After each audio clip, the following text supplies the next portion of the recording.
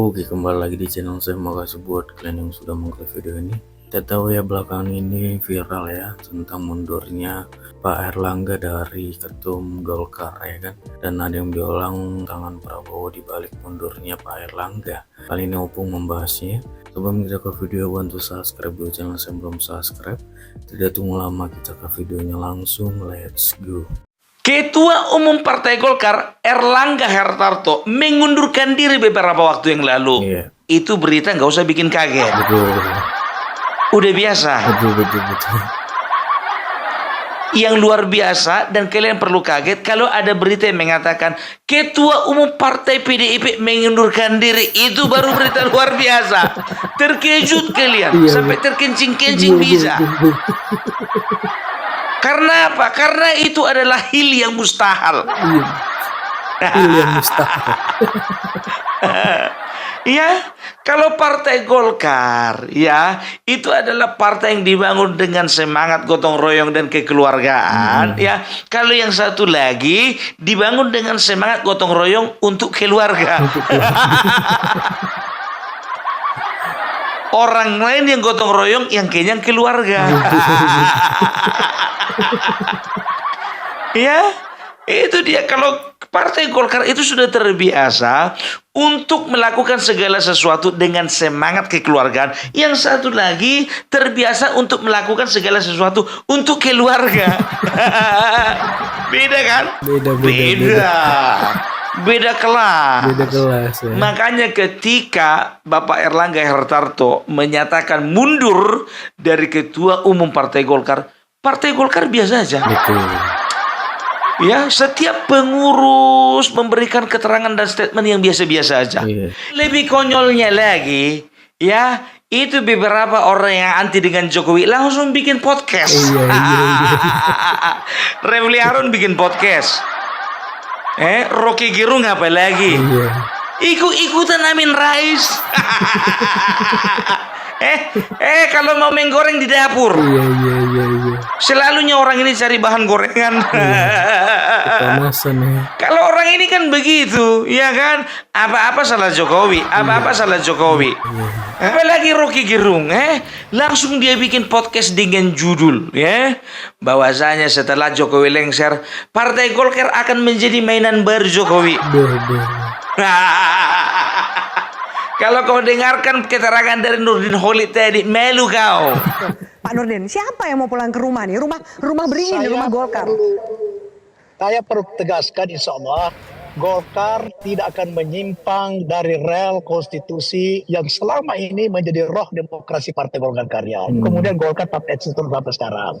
Dan insya Allah, bukan insya Allah, sampai sekarang ini Pak Jokowi, Gibran itu tidak masuk radar daripada fungsionaris Partai Golkar. Nggak ada dasarmu. Kalau orang ini kan begitu, apa-apa salah Jokowi, Naik harga pangan, salah Jokowi. Naik harga bensin, salah Jokowi. Iya, istri lari dari rumah, salah Jokowi. Loh, kok bisa? Iya, kenapa istrinya lari dari rumah? Istrinya lari dari rumah oleh karena suaminya nggak bisa kerja. Kenapa suaminya nggak bisa kerja? Suaminya nggak kerja karena lapangan pekerja sangat sedikit. Kenapa lapangan pekerja sangat sedikit? Karena pemerintah tidak membuka lapangan pekerja seluas-luasnya. Loh, kok bisa? Itulah yang harus dipikirkan Jokowi. Makanya istrinya lari gara-gara Jokowi. Sendal bisa hilang dari depan rumah itu juga salah Jokowi. Loh, kok bisa? Bisa lah. Kenapa sendal hilang dari depan rumah? Dicuri oleh pencuri. Kenapa dicuri oleh pencuri?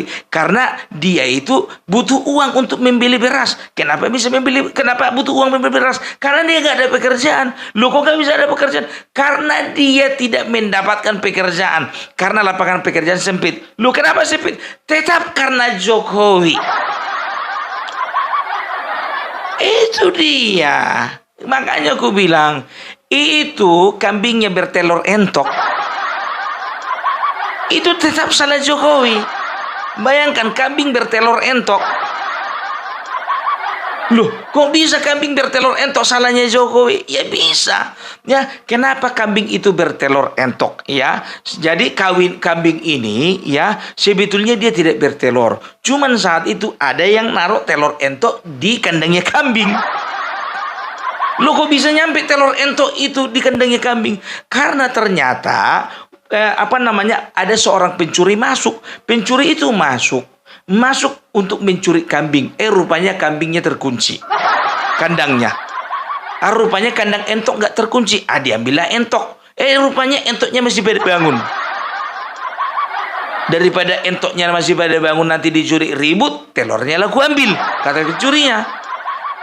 Begitu mau dibawa telurnya telur entok ini kan, rupanya keluar yang punya rumah.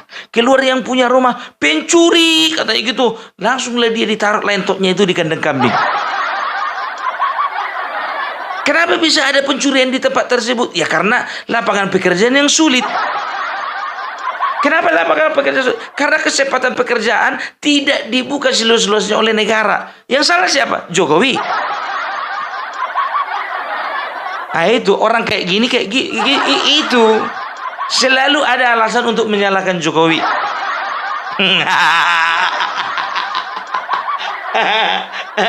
Kadrun, sumbu pendek.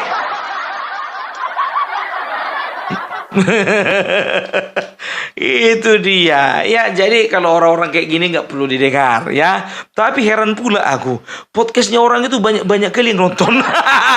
Banyak pula yang suka gitu loh.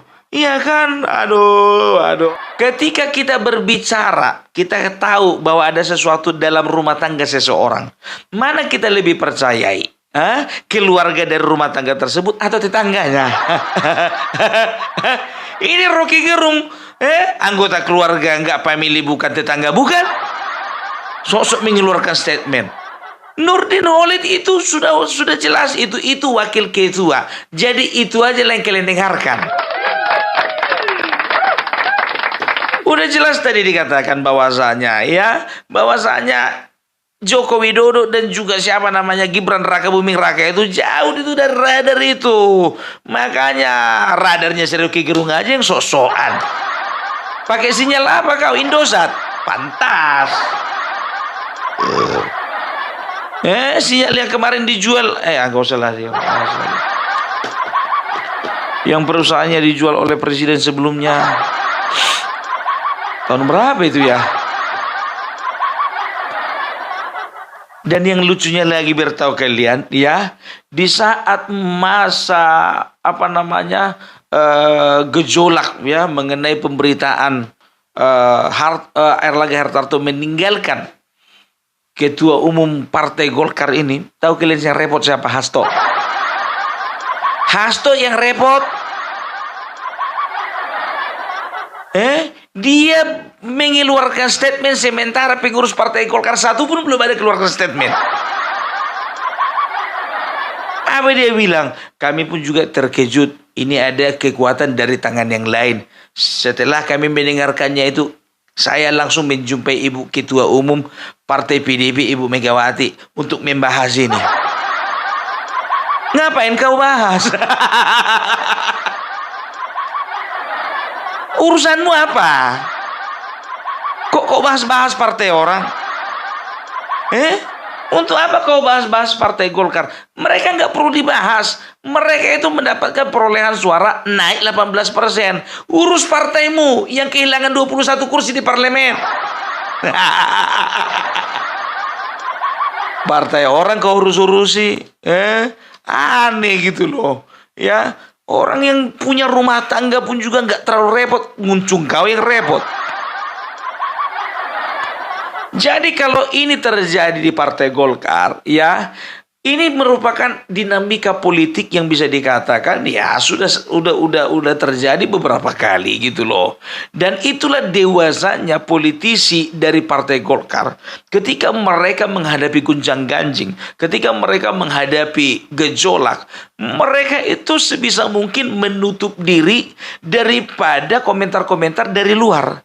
Dan juga itu mereka itu memiliki kedewasaan di dalam bersikap. Enggak kayak sekjen sebelah nangis-nangis. apapun masalah nangis. Calonnya kemarin ditolak, nangis. Gitu. Ya kalau di Golkar ini orangnya itu dewasa-dewasa ya. Karena apa? Wajar lah. Di sekian banyak partai, Golkar merupakan partai paling tua. Ya, bukan cuma partai paling tua dan partai yang paling kokoh bertahan di saat partai-partai lainnya berguguran pada saat reformasi. Jadi ini partai sudah teruji, ya, sudah teruji. Jadi nggak perlu dibahas-bahas lah, nggak perlu gitu loh. Kenapa mau nyebrang kau? Ya, jadi memang ada beberapa pengamat politik mengatakan bahwasanya memang ada tangan-tangan tidak terlihat. Aku setuju sih, setuju. Mungkin mereka mengatakan bahwasanya Joko Widodo itu nggak ada urusannya dengan kemunduran dari Bapak Erlangga Hartarto itu. Ya mungkin itu merupakan jawaban normatif, kan begitu. Kita bisa tahu bahwasanya Partai Golkar itu bukan milik keluarga. Nggak kayak Gerindra, bukan kayak Nasdem, bukan kayak PDIP, bukan kayak Perindo, bukan ya. Jadi segala sesuatu kemungkinan bisa terjadi ya, bisa terjadi. Ketua umum tiba-tiba lengser bisa terjadi. Tapi kalau ketua umum Perindo lengser, itu kayaknya susah itu terjadi. Nggak PDIP dulu, ku senggol Perindo dulu. Biar naik namanya. Mana tahu aku nanti dipanggil podcast. Gitu dia ya. Ini kemungkinan ya dari beberapa pengamat politik dan juga setelah aku analisa dari beberapa sumber ya, dari orang Golkar langsung ya menyatakan bahwasanya sebetulnya ada gejolak di dalam ya, ada gejolak internal antara Erlangga Hartarto dengan beberapa pengurus lainnya ya. Ya kita bisa lihat ada beberapa pengamat bukan pengamat politik sih, ada beberapa internal Partai Golkar mengatakan bahwasanya ya sebetulnya kalau Erlangga Hartarto itu mundur itu udah terlambat, kenapa nggak dari dulu aja, kan begitu. Berarti itu mencerminkan bahwasanya something wrong di dalam di dalam tubuh Golkar sendiri. Tapi itu mantapnya, itu luar biasanya. Walaupun ada gejolak di dalam partai, tapi kita nggak melihat ada sesuatu yang signifikan untuk dibahas di luaran lingkupnya Partai Golkar. Itu luar biasanya. Gitu loh ya, jadi bisa dikatakan ya dewasa lah, luar biasa lah, perfect lah ya. Kenapa bisa ada ya, ini dia pertanyaannya, kenapa bisa ada rumor yang menyatakan bahwasannya ada kekuatan yang lebih besar, yang lebih kuat dari Erlangga Hartarto ini, yang memberikan tekanan kepada dia supaya mundur. Ingat ya, tanda kutip ya, ini menjadi garis bawah ya, bahwasanya Erlangga Hartarto itu mundur oleh karena kesadaran diri sendiri, oleh karena keinginan dari diri sendiri ya. Itu dia, itu dulu yang pertama. Kalau bicara masalah tekanan ya mungkin saja ya, seorang ketua umum, level ketua umum Partai Golkar itu nggak mungkin lah ketika ada tekanan langsung mundur, itu nggak mungkin ya. Tapi ini mungkin hasil dari perenungan dia beberapa waktu lamanya. Karena apa? Dilihat dari prestasinya ya, semenjak dipegang Erlangga Hartarto, walaupun di awal sebetulnya banyak pihak yang meragukan kemampuan dari Erlangga Hartarto ini untuk menakodai Partai Golkar, tapi pada akhirnya ya kita bisa melihat bahwasannya perolehan suara dan perolehan kursi di parlemen itu bisa naik sampai 18%. Ini kita harus acungi jempol ya. Ini kita harus acungi jempol. Tapi yang jadi permasalahannya itu ya, ternyata aku belum cross check benar atau tidak ya. Ya kita ini menghimpun dari beberapa informasi mengatakan bahwasanya sebenarnya dulu yang pertama ini mulai dari Pilpres. Sewaktu Pilpres kemarin 2024 kemarin, ternyata Golkar di bawah Erlangga Hartarto sebetulnya arahnya itu tidak ke Prabowo. Tadinya dia memilih untuk berbeda perahu atau berbeda barisan. Dia tadinya awalnya tidak satu barisan dengan Pak Prabowo, ya. Tapi mungkin dengan berbagai negosiasi dan juga berbagai lobby dari koalisi yang mendukung Prabowo Gibran saat itu, ya akhirnya terjadilah, ya. Dan kala itu waktu Golkar sendiri pun juga memberikan rekomendasinya kepada Bapak Prabowo Gibran, kepada Bapak Prabowo Subianto. Kala itu Bapak Prabowo Subianto pun juga berekspresi dengan membanting surat rekomendasi itu. Artinya apa? Artinya, kenapa nggak dari kemarin kau dukung aku, kan begitu? Ya karena memang di awal-awal dia ingin mendukung yang calon lain daripada Bapak Prabowo Subianto. Itu pertama, ya. Jadi bisa dilihat sebetulnya Golkar itu bukan teman dari awal, ya. Koalisi Prabowo Subianto waktu itu untuk mengantarkan mereka menjadi presiden dan wakil presiden. Karena di dalam partai Golkar sendiri pun juga banyak yang tidak setuju dengan ya pencalonan Gibran menjadi wakil presiden. Karena mereka saat itu juga memiliki beberapa nama untuk digandengkan dengan Prabowo Subianto. Ya, itu yang pertama. Baru yang jadi kalau misalnya masalah iya atau tidak, benar atau tidak, kalian cross check sendiri aja. Kalian gali lagi lebih dalam. Lebih dalam. Tapi jangan sampai seperti si Hasto menggali lebih dalam nama calon kepala daerah sampai sekarang belum dapat. Kayak di Jakarta belum dapat. Jawa Tengah belum dapat. Sumatera Utara separo-separo. Udah dapat tapi bukan kader sendiri. Aduh, ujung-ujungnya ke si Hasto lagi. Tok, ganjel tok. Ya, itu dia. Sampai di mana kita tadi? Ya, masuk sekarang pilkada, ya, pilkada serentak, ya. Kita tahu bahwasanya Golkar, Gerindra dan juga beberapa partai lainnya seperti Gelora, Garuda, PSI, Demokrat dan juga PAN dan juga beberapa partai lainnya itu sudah membentuk yang namanya KIM, Koalisi Indonesia Maju.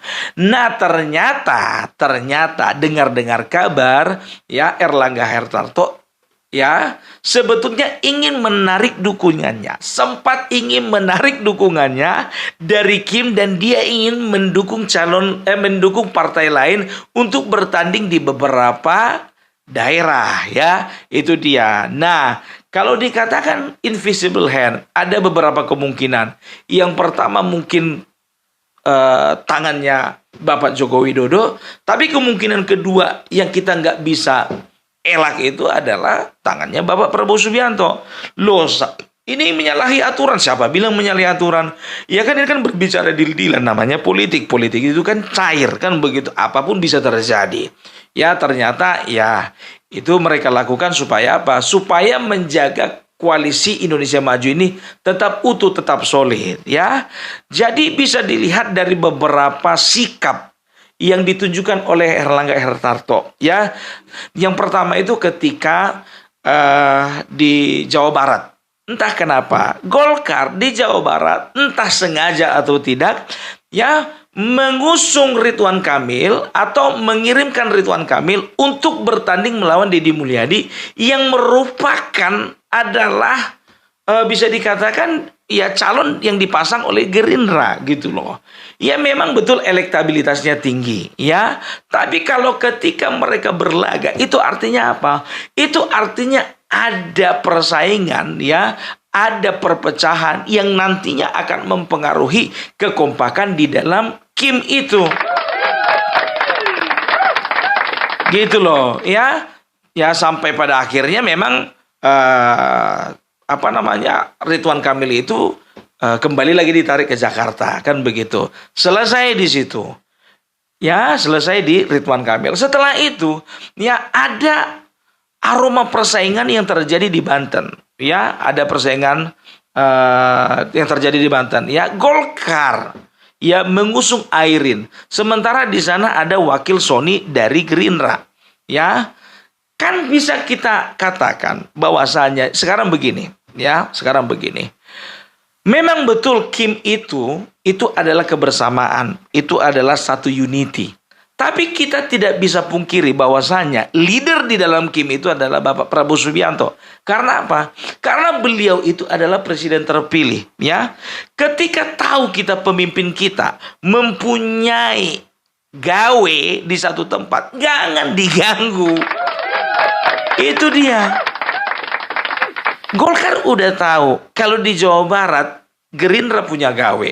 Golkar juga udah tahu kalau di Banten Gerindra juga punya gawe. Mbok ya maunya ngalah dulu gitu loh. Kalau memang nggak bisa ngalah ya dipasangkan kan begitu. Ya kalau misalnya ngotot-ngototan ya itu urusan belakangan ya. Karena apa? Sama seperti Ijek ya di Sumatera Utara ya. Ijek Sumatera Utara itu kenapa? Kenapa enggak sebetulnya pemilih di persentase untuk pemilih di Ijek di Sumatera Utara juga besar gitu. Tapi bisa kan dikondisikan oleh Ketua Umum Golkar sendiri. Kenapa di Jawa Barat nggak bisa? Kenapa di Banten nggak bisa? Itu dia. Jadi seperti itulah. Jadi ini menurut kacamataku ya. Walaupun gelap ini kacamataku ini. Ya, tapi ini tembus pandang. Gitu loh ya. Jadi ini kan ya suka kalian, mau kalian percaya atau enggak suka kalian. Tapi ini arahnya ke situ ya, arahnya ke situ. Kalaupun memang dipaksakan harus ada invisible hand itu. Ya, ya mungkin itu dia. Ya mungkin tangannya Bapak Jokowi dan juga kalau aku sih lebih percaya invisible hand itu tangannya Bapak Prabowo karena kekuasaan dan kekuatan yang lebih besar saat ini di Kim itu kekuatannya Bapak Prabowo bukan Joko Widodo. Buktinya apa? Dia nggak ada masalah sama Bapak Joko Widodo. Saat ini dia kan nggak mengundurkan diri dari Menko perekonomian kan gitu. Ya, jadi kalau ku katakan sih sebetulnya tekanan itu ya itu sebetulnya datang ya secara tidak langsung dari pimpinan Kim itu sendiri.